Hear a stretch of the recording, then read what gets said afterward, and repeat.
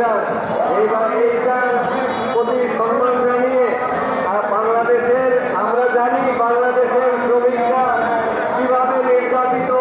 সরকার বাংলাদেশ স্বাধীন হওয়ার পর থেকে অসংখ্যবার সরকার পরিবর্তন হয়েছে, কিন্তু শ্রমিকদের যে অধিকার, শ্রমিকের দাবি দেওয়া নিয়ে গার্মেন্টস শ্রমিকদের এবং পরিবহন শ্রমিকদের সবাইকে আজকে রাস্তায় নামতে হয়। শিল্প কলকারখানার শ্রমিকদের আজকে আমরা জানি অনেক এই অন্তর্বর্তী সরকারের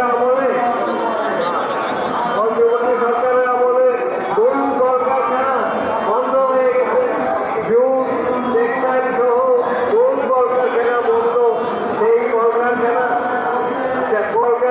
বন্ধ, এগুলিকে খোলার জন্য আমরা আশা করি নির্বাচিত সরকার উদ্যোগ নেবেন এবং আমি সবাইকে অভিনন্দন জানিয়ে আমার